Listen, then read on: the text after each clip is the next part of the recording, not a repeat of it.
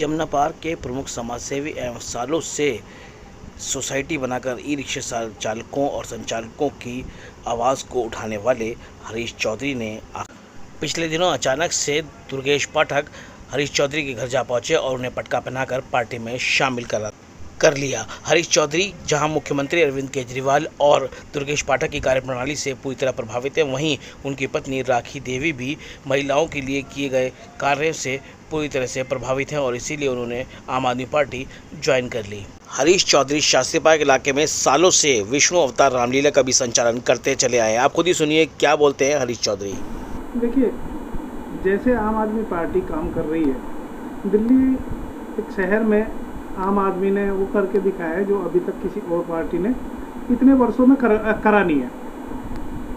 Lockdown में जैसे इतनी किल्लतें थी ऑक्सीजन की, उस ऑक्सीजन पे इतनी जल्दी उन्होंने अपनी कवर किया है ऑक्सीजन को।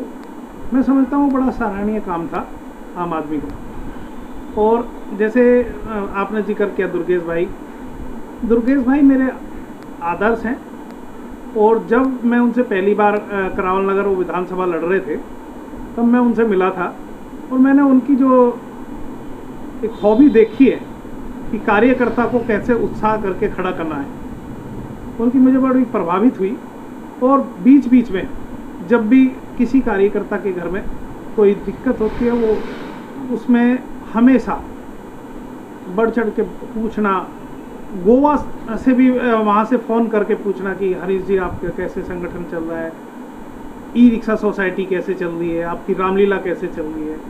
मतलब एक छोटे से छोटे कार्यकर्ता के टच में रहना, उनकी यही अदा मुझे बहुत अच्छी लगी और जिससे मैं उनके दुर्गेश पाठक जी से प्रभावित हुआ। देखिए, एमसीडी में पिछले 15 साल से जो खेल खेला जा रहा है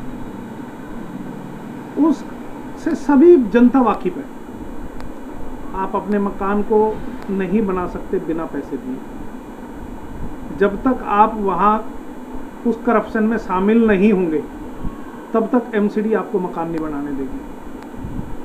ऐसे कई डिपार्टमेंट एमसीडी के हैं जहाँ आप बिना कुछ दिए अपना कोई काम करा ही नहीं सकते।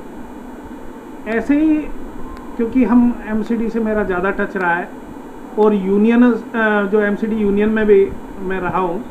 और आप देखिए, बड़े ही शर्म की बात है कि एक कर्मचारी पिछले वर्ष जो रिटायर हुआ है वो 60 साल का हो गया है और वो पक्का नहीं हुआ है।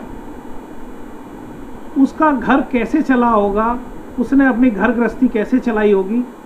अगर आज मैं अपने देखता हूँ अपनी आंखों से उसके घर पे जाके, तो मुझे रोना आता है। क्योंकि अभी जस्टली अब उसको हमारे निगम पार्षद वगैरह उठा रहे हैं कि 60 साल हो गए, वो रिटायर हो गया, अभी तक पक्का नहीं किया।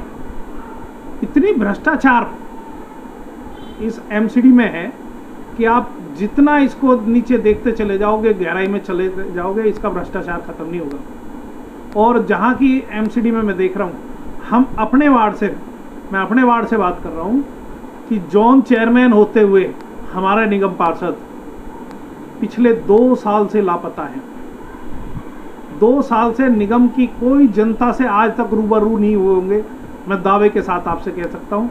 और खुला चैलेंज कर रहा हूँ कि वो 2 साल में ये बता दे कि मैं किसी इलाके की जनता से यहाँ टच में मिला हूँ या उसके बुरे में या भले में कहीं मिला हूँ।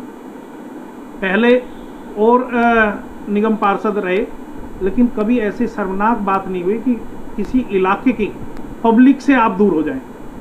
काम ना हो वो अलग बात है, लेकिन आप उनके इलाके से ही गायब हो जाओ, ये बहुत शर्मनाक बात है किसी निगम पार्षद के लिए। जनता ने मन बना लिया है। इस बार जनता इस बार दिखा देगी कि जो निगम पार्षद पब्लिक के बीच में नहीं रह सकता, उसको पब्लिक चुनने का भी काम नहीं करेगी।